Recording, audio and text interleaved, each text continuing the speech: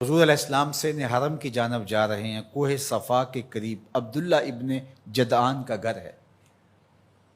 قریب سے گزرے تو آگے سے ابو جہل آ رہا ہے۔ حضور علیہ السلام کو جب اس نے دیکھا تو بدتمیزی شروع کر دی۔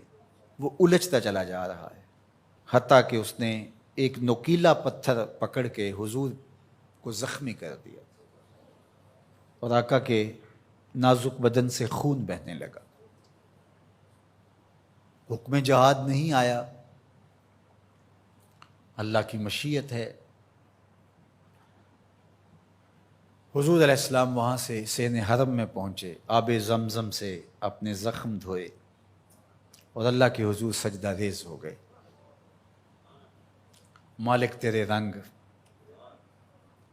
یاری تیری سونا پر ازمیشاں تیریاں اگ، سونا پرکھیا جامدہ ہے نال اگاں دے لگ۔ حضور کے چچا حمزہ بن عبد المطلب ابھی اسلام نہیں لائے تھے، شکار کرنے گئے ہوئے تھے۔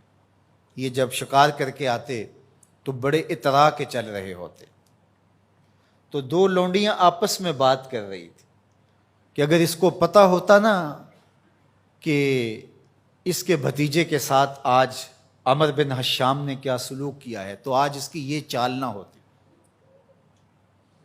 تو حمزہ بن عبد المطلب کے کان میں یہ بات پڑ گئی، اللہ اکبر، رک گئے۔ وہ جو فاخرانہ چال تھی تبدیل ہو گئی۔ تجسس سے پوچھتے ہیں کیا ہوا، انہوں نے ساری کہانی سنائی۔ بس غصے میں آ گئے، کمان ہاتھ میں پکڑی تھی، اسی طرح سیدھا سین حرم میں پہنچے۔ صنادید قریش نشستیں جمائے بیٹھے تھے، ابو جہل بھی اپنے چیلے چانٹوں کے ساتھ ایک نشست پہ براجمان تھا۔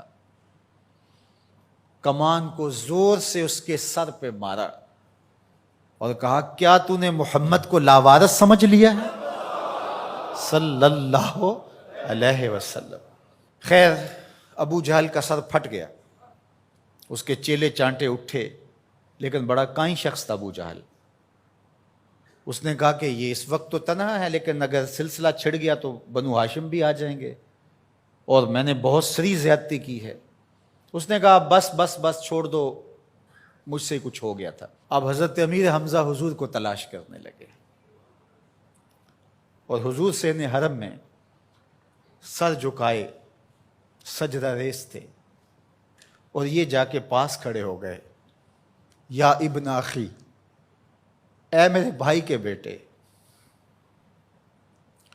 حضور نے سر نہیں اٹھایا۔ پھر انہوں نے کہا یا ابن اخی، اے میرے بھائی کے بیٹے۔ حضور پھر سجدے میں سر رکھ کے رو رہے ہیں۔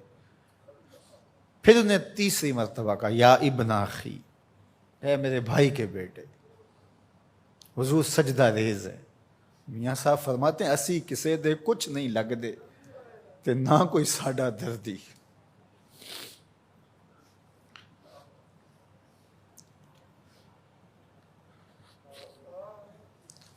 خیر حضور نے سر انور اٹھایا تو کہا بھتیجے تو خوش ہو جا، میں تیرا بدلہ لے آیا ہوں۔ حضور نے بڑی بے نیازی سے کہا کہ چچا مجھے کوئی خوشی نہیں ہوئی۔ کہا میں اتنے بڑے سورما کا سر پھاڑ آیا ہوں۔ کہا مجھے کوئی خوشی نہیں ہوئی۔ بخت یاوری کر رہا تھا۔ دوسرا جملہ کہا تم کیسے خوش ہو گئے؟ کہا جس رب کو میں مانتا ہوں اس کو تم بھی مان لو، یہ میری خوشی کا سامان ہے، اگر مجھے یہ دے سکتے ہو تو کہا پھر دیر نہ کیجئے، ابھی اپنی غلامی میں شامل کر لیجئے۔ یہ ہوتی ہے اپنے مشن کے ساتھ وابستگی۔ ہم اپنے چھوٹے چھوٹے سطحی مفادات کی وجہ سے کتنے بڑے دینی نقصان کر دیتے ہیں، اور ہم جان رہے ہوتے ہیں کہ میری اس ذات سے یہ نقصان ہو رہا ہے، لیکن ہمارا نفس اتنا بڑا ہوتا ہے۔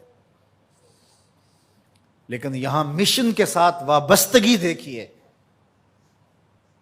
وہ کہتے ہیں کہ بھتیجے بتاؤ تم کیسے راضی ہوتے ہو؟